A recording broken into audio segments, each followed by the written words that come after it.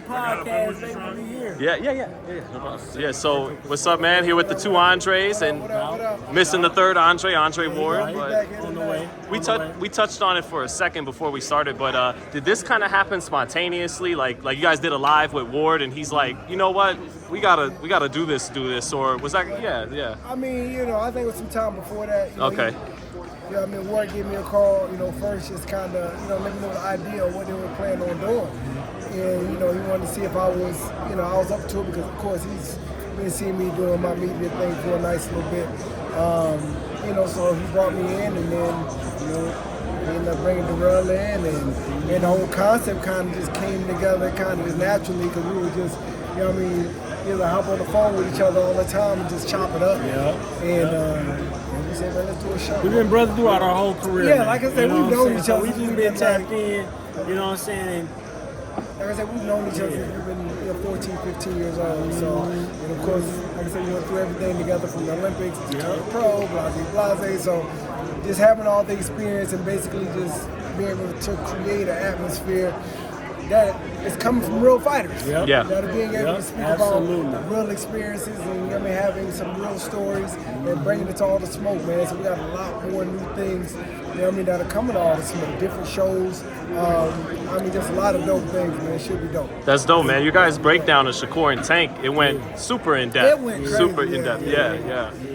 That's a pleasure being in the ring, right? Knowing boxing inside and out, right? So I think that's big, man. We got a lot of knowledge up top. We have a lot of conversation about this knowledge that we carry and how we're going to carry this podcast, man. So again, man, we're definitely looking forward to it, man. I wouldn't have it with any other way. Andre Ward, me and him first met when he was 15 in the dual meet in Mexico. You know what I'm saying? Found out we was the same age, same name, born on the same day. Damn. Tapped in exactly, man. Tapped in with my boy Ward, and we all just kept that. We just kept that connection throughout our whole entire careers, man. So you guys are about to see big things. There's a lot of athletes, pro football players, pro basketball players. Right.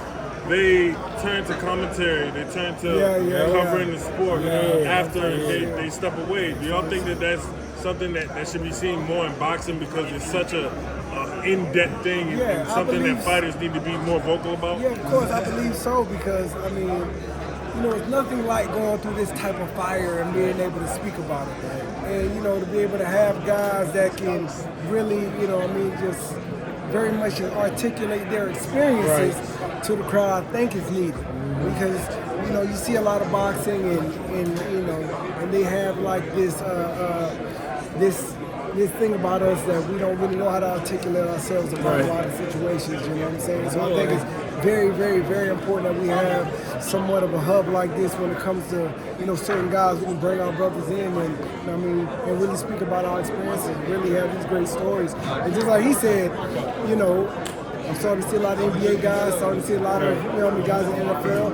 They're starting to take that same approach because we have millions of fans all around the world, and these fans want to hear from our mouths. They want to hear about these experiences from our mouths. Because a lot of these people, they probably won't ever step into the ring. A lot of these people that love football, they will never be able to, be able to step on the field, but they can speak about these certain situations that they've read or they've seen, coming, they're like very in-depth in these players, and I believe it's amazing. Boxing is back on that pedestal, right? Sure. And so many other athletes respect this sport.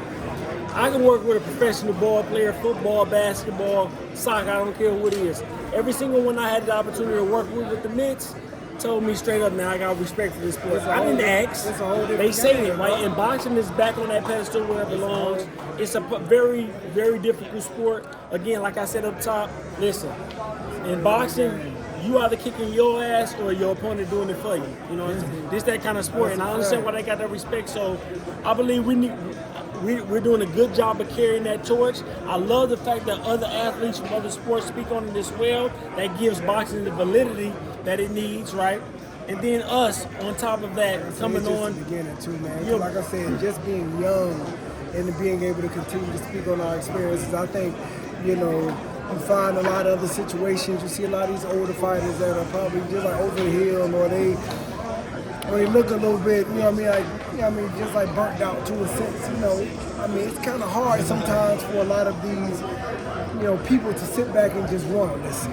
But if you have young guys that just got finished right off the back of their careers, that didn't let the game just destroy us and very much just speak about a lot of different experiences in the game, I believe that's just the way to go. And right now the boxing space has just been getting just so big now.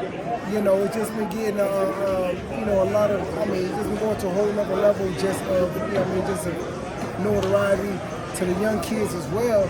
It's that time. It's that time to speak on it. It's that time to create different new, you know, media outlets to continue speaking on. They just having our voice in general too. So I believe it's dope. Let me ask you guys about main event Saturday, Canelo and Berlanga. You know, do you guys feel Berlanga will take chances in this fight, like he's talking about, to get a 6-round knockout, or will he get in there, feel something he hasn't felt, and fight timid? Yeah. Listen, Berlanga's saying 6-round knockout, right? And I believe that's going to give him the juice to get in the ring and try his best, right? However, you know, once Canelo connects, once Canelo stands up to a blow, right, I think that'll change the perspective for Berlanga. And that's me legitimately speaking on Berlanga's position, right? It's not me being a hater, just like he says. A lot of cats who, listen, we genuinely feel like he's going to have a hard time in this position. That's all. There's no hate involved, right? Someone's got to win, someone's got to lose. Exactly. Yeah, you know, so like, it's just like, my thing is this: take advantage of your opportunity. That's all I want to see from Berlanga, taking advantage of his opportunity. Win, lose, or draw, are you going to make a performance so well that the fans want to see you? And just like you said, I mean, it's a fight game, bro. And like I said, like, we know what that feels like to be able to have a certain type of idea on what the fight might go like. Then you get in there, you know, with a guy, he hit you with some shit that you're not prepared for. You like, damn, what was that? That's gonna make you change your perspective real quick. That's gonna, you know, that game plan can go out the door. Really, he probably been there before, though. But I mean, he been dropped before. We've seen it. You know, I'm saying, but at the same time, you already gotta have your mind made up on what it's gonna be when you get in there. Yeah. If I get hit with some shit like this, I need to suck that shit up and keep going. Are you feeling that vibe from Berlanga? I don't know. Yeah.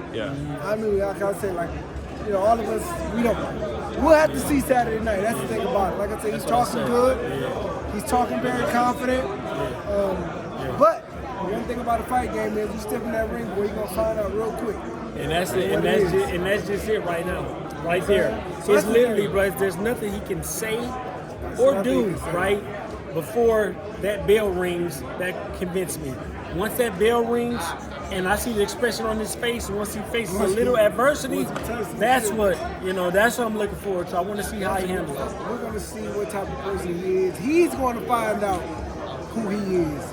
You know what I mean? Come Saturday night. You understand what I'm saying? So if he gets hit with something, it's all about, okay, I think we know who he is. I'm going to come back and motherfucker respond. Or this right here a little bit too bright for me. The light's too bright. Too many fucking people in here. And he hitting me with some shit. Like, I don't know. I probably need to back out. Like, but does he have a chance? Does he have a chance? Everybody got a chance, bro. Yeah. Everybody got a chance. I agree. Everybody has a chance, bro. Like I said, like, Canelo's not Superman. Right, exactly. He's not Superman. He's the man. Yeah, he's like, I could beat 20 Berlangas, and it's like, well, you're not a superhero, bro. Right. Like, you can't literally beat up 20 Edgar Berlangas. Yeah, you can't. At the end of the day, man, you know Berlanga has a chance. Right now, we got a man that's shaking up the sport. Check out Sheik, His Excellency. Mm-hmm. If y'all were in the prime of your careers, and you had somebody like Alex Sheik, which fight would you ask for? A fight that you didn't get though. What fight would you ask for? Andre Dirrell or Andre Ward for sure. His co-host. Most definitely. Hey, that was supposed to be the fight in the tournament. Unfortunately, I never got back in position to earn that opportunity. Right? But like, man, I say I can call it all the time, man. If I could have the chance to fight my brother, and I would have definitely done that. You know, and what's happening? Man, we talking a little bit of smoke right now. And what's happening? Y'all might see some. Y'all might see something in a minute. Relax. Listen, Relax. these two guys, bro. I had these guys on the phone. They argue about this shit all day, every day. If you ready, I'm ready. It's to a point that these guys might have to step in there and spar real quick or something because this shit is getting ridiculous. Did the money play a part back in the day? Like, we're not trying to fight each other for this Nah, amount. man, it was our coaches actually. Yeah. My grandfather, the deepest, because Andre Ward said when Virgil said they gonna have to fight. I mean, y'all not fighting. Andre Ward said, listen, if they said we got to fight, I'm preparing for Andre Dirrell. Right? Me, on the other hand, when my grandfather said it, when he was like, man, you're not fighting them, I stuck. I mean, if that's what he wanted, that's what it was. You know, I listened to my grandfather. I followed my family's advice because I thought I had to. But I definitely was ready to fight Andre Ward if we would have had to fight him. What's happening if you would have fought him? Do I need to call him on FaceTime? You put him on the phone, man. I'm telling you right now. Y'all gonna hit him all day. You're definitely gonna hit it all day. Would he have had to take it inside instead of be on the outside with Dirrell? Most definitely. He knew that. He knew that. He knew You that. can't tell Ward nothing. Ward thinking that he gonna do him, and this guy thinking, yes, I would have been right there, and I still might be right. We still might make it happen. He might be the ref, though. I might be the ref. So we're gonna let y'all know this thing going Ray, on. we know you fought Floyd, but what other fight? Now, I would have. More so before You know what, that man? fight happened, though. Like, You know at what, the man? peak of I your career. was so, you know what I mean, like on my come up. Like I was such on a tear. Man, I really ain't give a damn who was in there with me. In my mind, I felt like I could whoop anybody. I remember being when I fought Stevie Forbes, right after he fought De La Hoya. I forgot about that. I fought Stevie Forbes. How you doing? I fought Stevie Forbes, and I remember asking my promoter, Luda Bella, I want to fight De La Hoya next. And he fought him. I beat him better. Let's fight De La Hoya. Yeah, I was asking for crazy stuff. When I was younger, you couldn't tell me nothing, bro. Would have liked that Mosley fight. That never was it. A lot of people. That's another fight too, man. I believe it would have been amazing. You know, like I said, I was in training camp with Winky Wright when we fought Ed Cortez. And you know, me and Winky was, you know, like I said, we was going in. Like, we had some classic, you know, sparring matches. And I remember, you know, I mean, after he fought Ike, I wanted to fight Ike next too. You know what I mean? Like early in my career, but like I said, that was just me, just having that young pride and ego. Drop the footage, Andre. Oh man. Drop the Winky Wright Florida sparring sessions. Hey, you might want to do that, bro. Listen, man, we done had some scraps. Scraps. Thank you, fellas. Appreciate it.